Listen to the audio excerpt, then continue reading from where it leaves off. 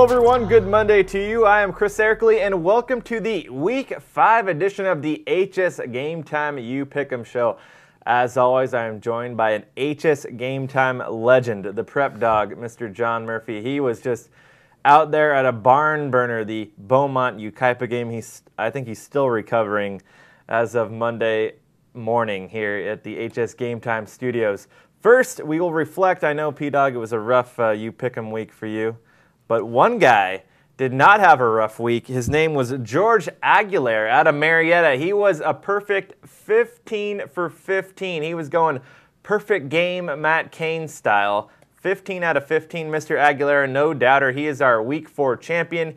He will get tickets to the 2012 IE All-Star Football Classic. 2 tickets for him along with the rest of our weekly winners. Don't worry, you guys will get your tickets at the end of the season. We will contact you all. And make sure if you haven't signed up yet, you can sign up right here on hsgametime.pe.com for your weekly winning prizes. P-Dog, you still have time, don't worry. I'm going to take that dude to Vegas this weekend. Very good. Me and George. Very good. All right, well, it's P-Dog's time to go 15 for 15, actually 14 for 14. We have 14 games this week. We begin with Norco and Alemany. We know Centennial was able to take out Alemany a few weeks ago. How about Norco? Norco's got a shot. They've got, as Todd Gearhart would say, the three-headed monster of his son, Colton, and Joseph Ajigbe, and then Corey Young running the ball, and then also Colton passing it. They're on a 3-game winning streak after the early loss to Crenshaw, but they've got, kind of a tiger by the tail this week in Alemany, who, as you said, their only loss is to Centennial. They've got the playmaking quarterback in Devon Dunn, and then a good receiver in Stephen Mitchell. So I like Alemany in this one. That would definitely be one heck of a win for Norco if they can pull that off. 83% taking Alemany right now. Now we shift back over here to Riverside. We've got a Valley View and Arlington in a Thursday night classic. Yeah, I saw Valley View in their scrimmage with Eisenhower and Bloomington. And it looks like they have some athletes. Obviously, Mitchell Capizzi, he had a big game last game, even though they lost to Rancho Verde pretty handily. They've kind of had an up and down season. Arlington has a couple of losses as well, but they lost to some good teams in Chino Hills and Citrus Hill. And I don't know. I think they have it going a little bit now with their running attack. They had put 2 guys over 100 yards last game. I like the way they played against Citrus Hill. They came out, punched them in the mouth right off the bat. Citrus Hill came back and beat them. But I really kind of like Arlington's toughness in this game. Now, we know that our sports editor, Dave Zink, his nephew is on the Arlington team. Did that affect your decision at all? I don't know. You're fascinated with David Zink's family. I don't know what's up with that.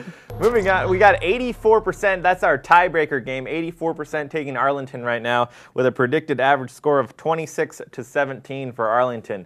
Going on from there, we've got a decent matchup. Rancho Verde and Riverside Poly. Of course, Rancho Verde, you're going to give us an update on their quarterback situation.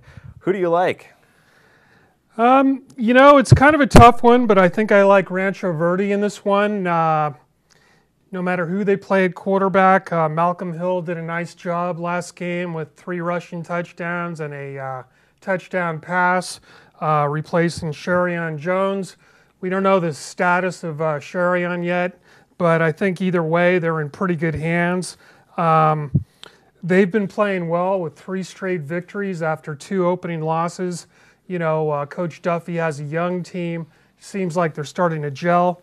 But Riverside Poly, if you look at the teams they've played, the teams they've lost to are 13-1 overall. So they're a quality team. They've got Matt Murray going. He had his first game of over 100 yards pass receiving last game.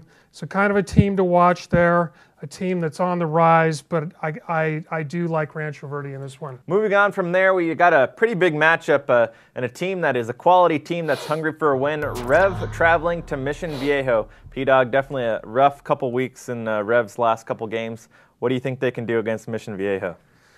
Well, talking about, tough tasks, I mean, Mission Viejo's been playing teams from virtually every different section and just knocking the heck out of them.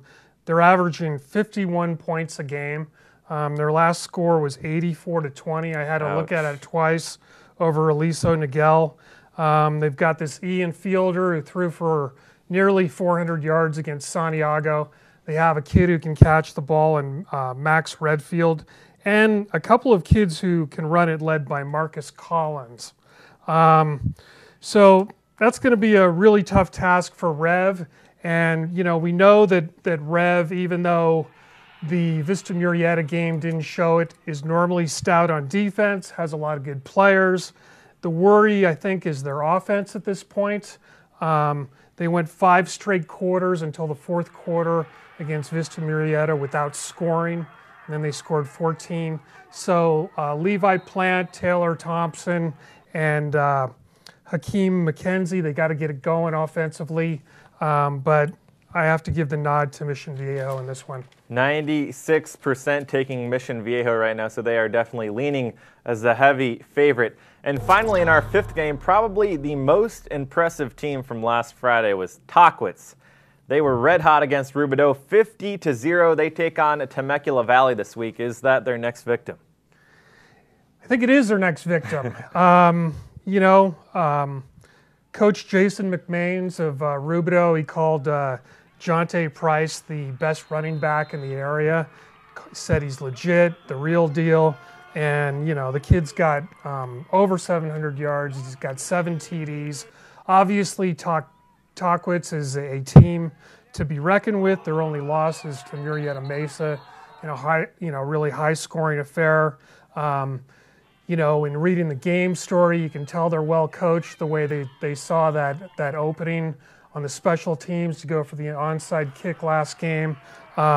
Temecula Valley, a team that can move the ball with Kyle Plantier at quarterback, you know, playmakers and Smith and a couple of the other kids. But if you throw out the Lakeside game, they're giving up 41 points a game. You know, they blank Lakeside. But in their 3 losses, they're giving up a lot of points, and I think they're going to give up enough points in this one to unfortunately go down to defeat. Could be a shootout. We'll have to see. Definitely had a couple nail-biters last week, hoping for a few more in Week 5. Thanks for joining us. A pleasure as always, P-Dog. That does it for the Week 5 HS Game Time You PickEm show. Check us out on Friday night.